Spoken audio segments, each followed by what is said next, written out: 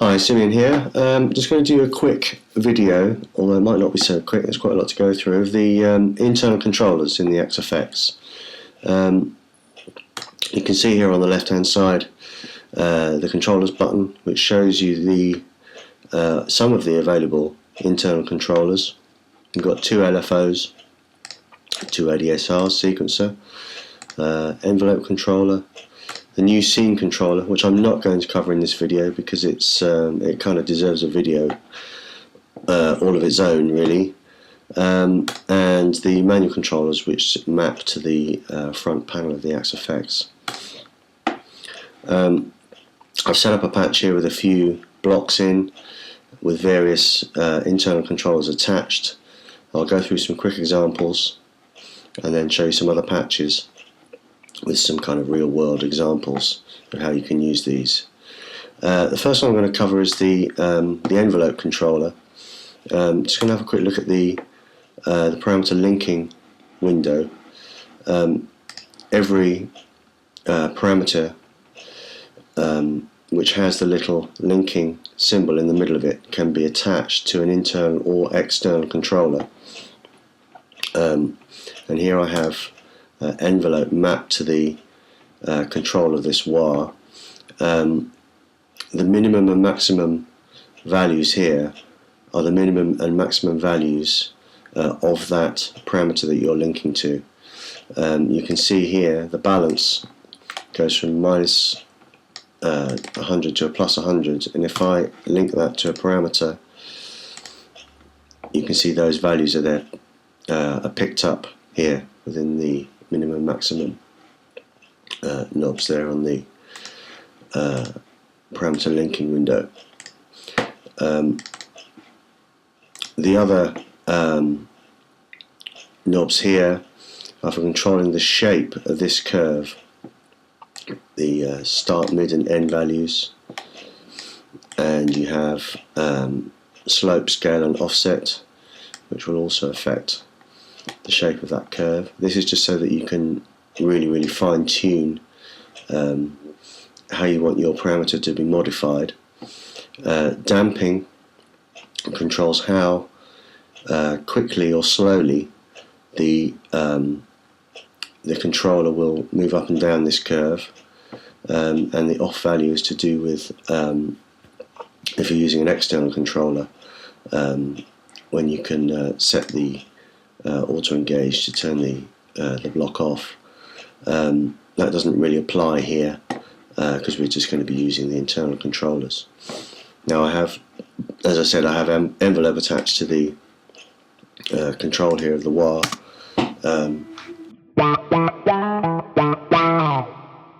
And you can see as I play how the little ball moves up and down the curve depending on how hard I play.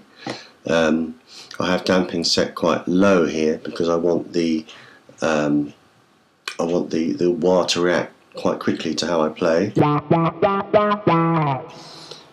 If I turn this all the way up, you can see how it slows down the movement of the little ball. But obviously for an auto wire I need quite a small value here, so it reacts quite quickly.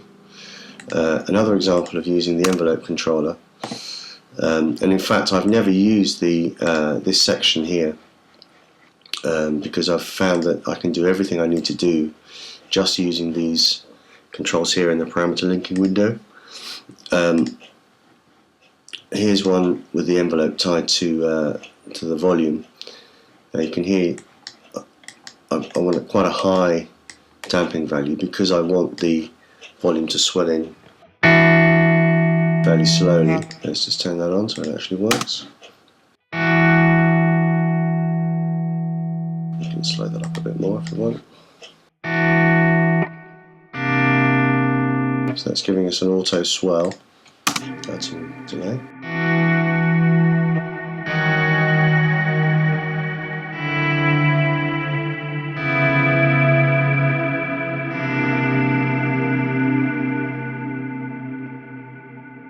Okay, that's quite like this.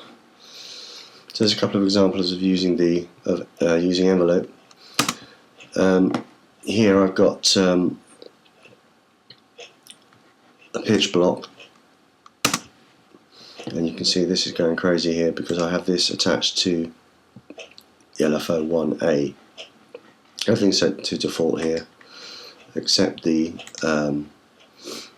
no, the minimum and maximum values are default.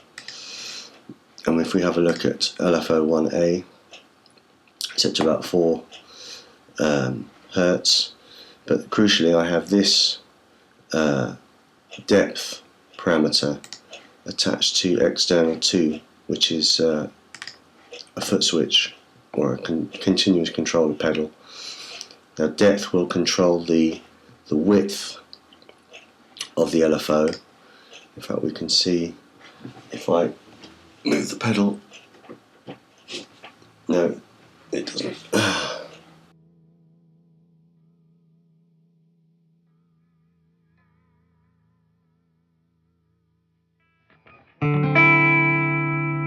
we are.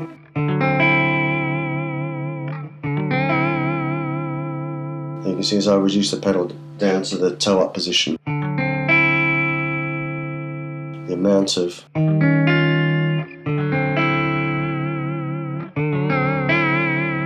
effect we get is reduced.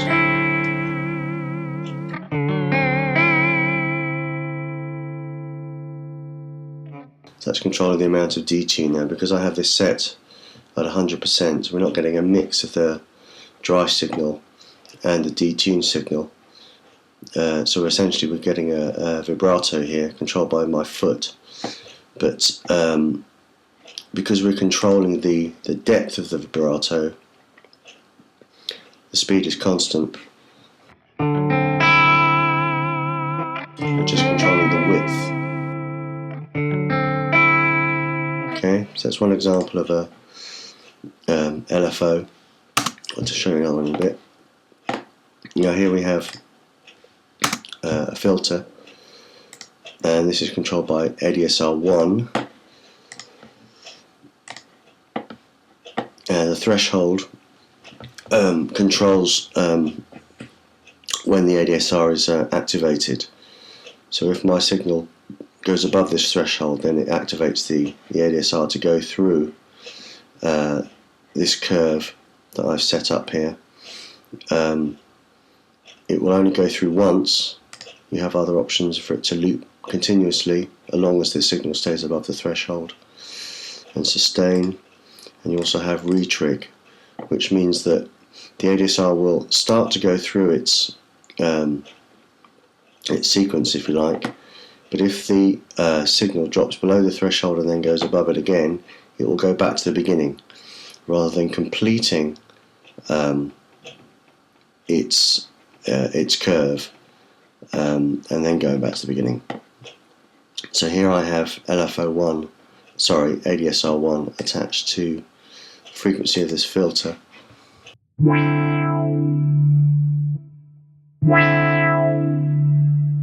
Now the advantage of using ADSR instead of envelope here is that even though my envelope signal is still high up here, you can see that the filter has closed, so it's not following my envelope, it's following the curve that's been defined by the ADSR. It's very good for filtering ADSR because, as I say, it doesn't, unlike the auto wah, it doesn't follow the envelope. This is one example of an ADSR there. Here I have another filter, but this time it's controlled by the sequencer. You have a look at the sequencer. You define how fast you want it to go, either using the rate or the tempo, and then you can set up each stage to give you a different parameter value at each stage. I only have 8 stages set here, so I'm only using these first 8 knobs, but I also have run here attached to envelope, so that the sequencer won't start until I play something. So this is a good way to keep it in time with whatever you're playing, because you can actually start the sequencer to run when you actually play, and then when I stop it turns off. So every time I play a chord, the sequence starts at the beginning of the sequence. It's not continuously running, because that can be quite difficult to sync to, because you don't know where the start point of the sequence is. Now this kind of thing sounds very nice with a bit of added delay.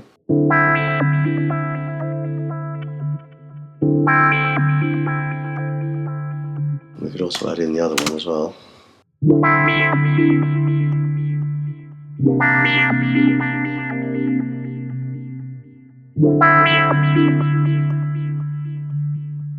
Okay, so that's one example of using the sequencer. Now we also have here a pitch block, and the input gain of the pitch block is controlled by pitch. So as I play, I have it set up so that when I play low down, we don't hear any of the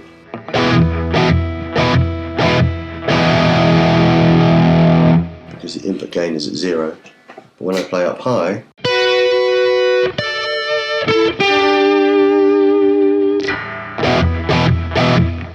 so I'm controlling the mix, if you like, of the pitch shifter with the pitch that I'm playing at. I also have this delay set up as well in the same way,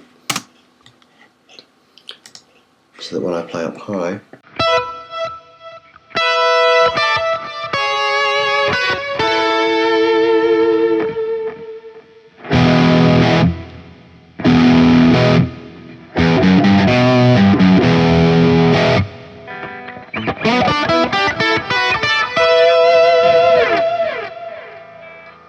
okay, so that's quite a good way if you want to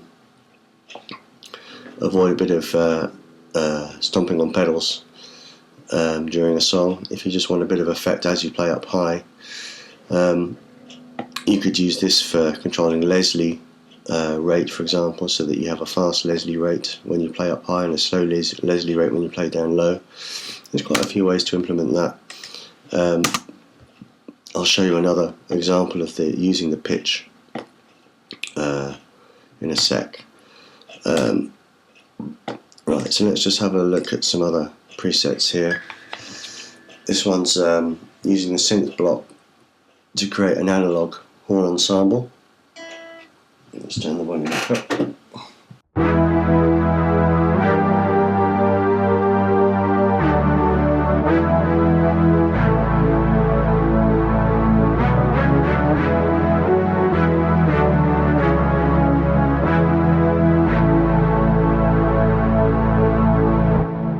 Now here I'm using the ADSR to control the filter, so that every time I play a note, the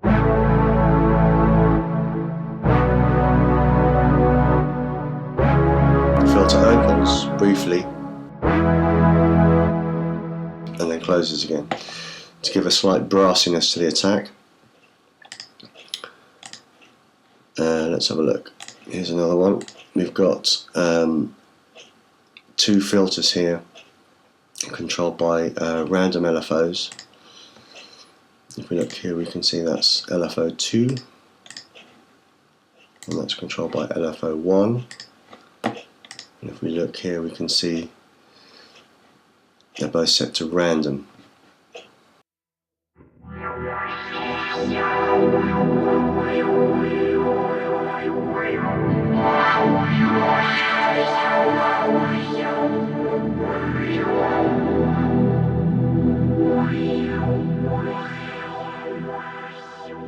It's quite a nice stereo patch. Here's a filter controlled by the sequencer, like we had before. Here. Now the sequencer is just set to run continuously. I'm only using 8. No, I'm using 16 stages here.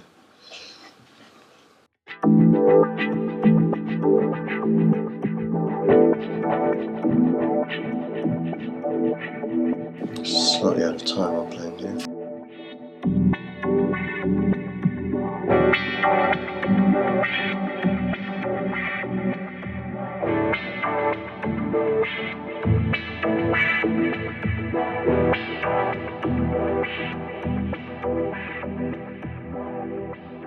You'll notice that the sequencer is set to an 8th tempo, and this delay I also have set to various different tempo values. This one's set to an 8th dot, I've no idea what that is, 5/16, which means that the delay and the sequencer are both running together in time.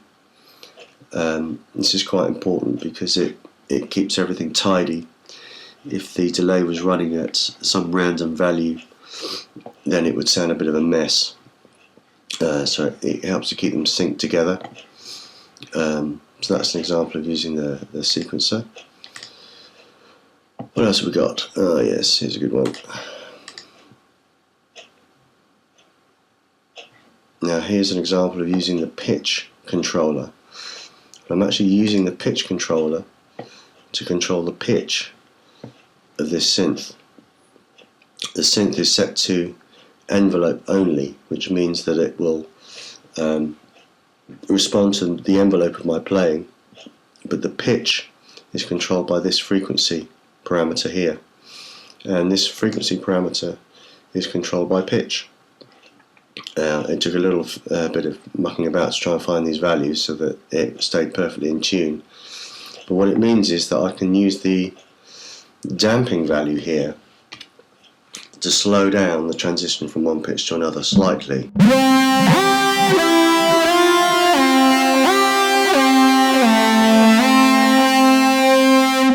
Which gives me a little bit of portamento, because it takes a little bit of time to move from one pitch to another. I also have here this shift value attached to LFO1A,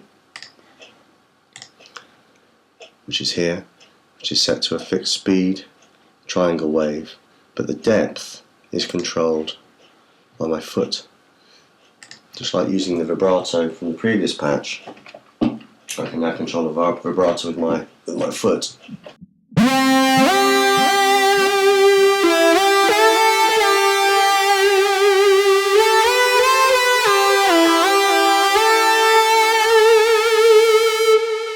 Which is a pretty cool effect, because it works in the same way that a proper synth modulation wheel works, in that when you move the modulation wheel on your synth, you're increasing the depth of an LFO, and if that LFO is attached to pitch, you get vibrato, just like we do here. Let's have a look at another one.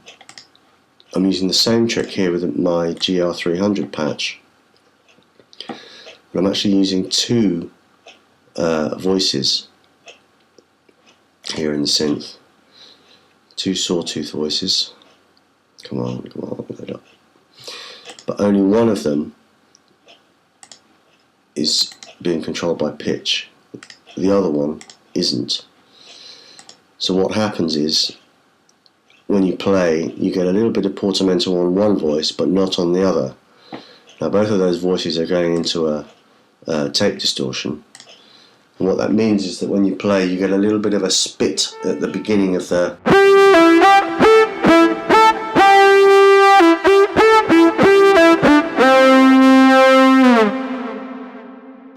of each note, because there's a little moment in time when you have two different pitches happening at once. As the frequency of this slowly moves up to the, well, not slowly, but you know what I mean, moves to the correct pitch, the other voice is already playing at the correct pitch, and so you get a bit of distortion created. That was just to try and simulate the effect of the that the GR300 has of having a slightly grungy attack to it.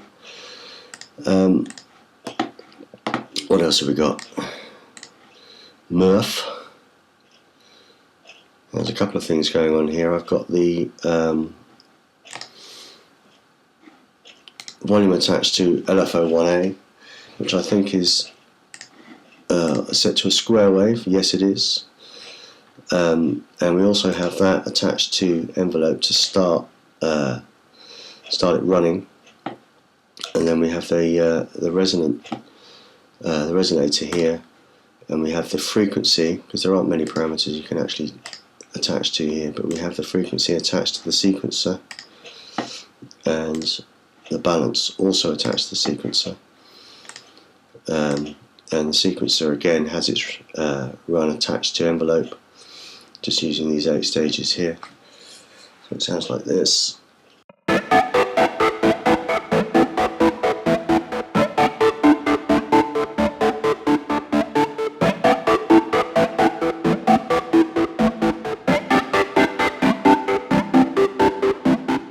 So the volume block is creating the gating effect,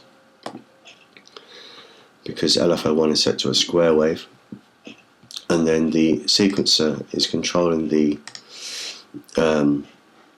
frequency of the resonator, and also affecting the panning as well, to simulate the 8 frequency and balance kind of sliders in the original Murph. It's running through 2 drive blocks here. That's set to left, that's set to right, so we can maintain the stereo image while still adding a bit of drive. I think that's just adding a bit of adding a bit of reverb at the end.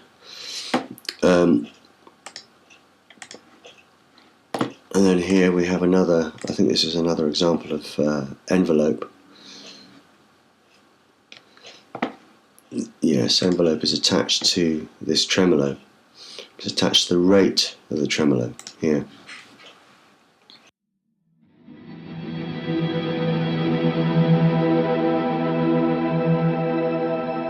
You see I've got a very high damping value here, because I want the change in rate to be quite slow.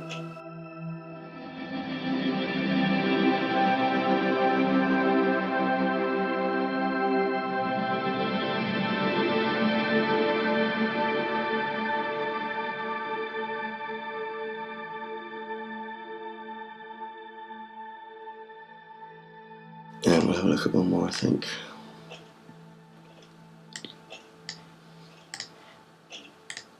Yes, there's a couple more. Here we have an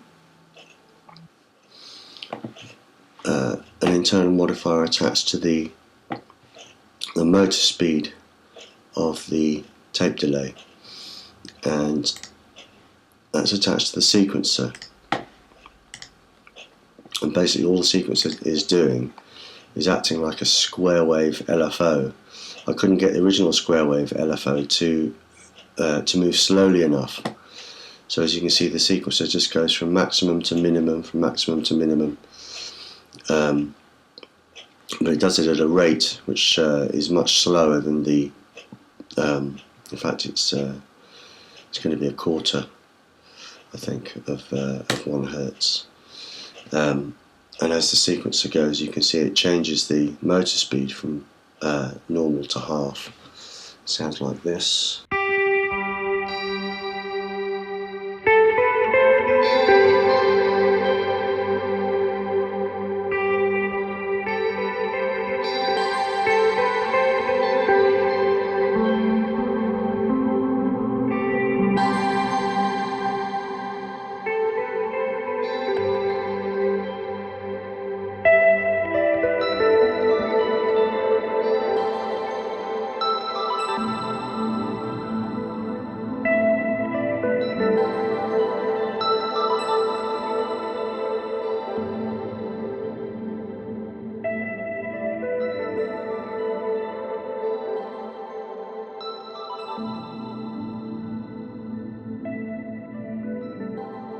Okay, so because the sequencer is acting like a square wave, the change in motor speed is instantaneous. So it just switches between speeds. So what you play gets played back at normal speed, at half speed and at double speed. Last one, here we have a preceptor that I created to try and simulate granular synthesis, and I have a lot of parameters attached to, that's LFO1B, LFO1A, LFO2B, LFO1B, and these are set very, very fast, and they're set to random. Now the out B is another output from the LFO, has an A and a B output, and you can control the phase of those two outputs with these parameters here. So what I'm attempting to do is to generate as much randomness as I possibly can in this patch. I think I may have some other stuff attached somewhere, I can't remember, it's a while since I've done this one. But what this is doing is creating randomness in volume and pan. Let's play a couple of notes.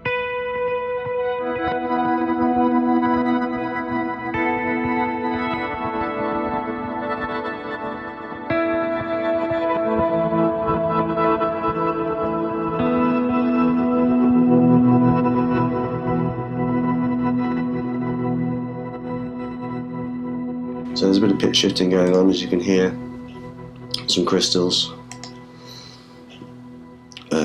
octaves here, and fifths, and then this is all running through these volume blocks, which are creating randomness in the volume and the pan of those voices. I think that's it. Been through all of these.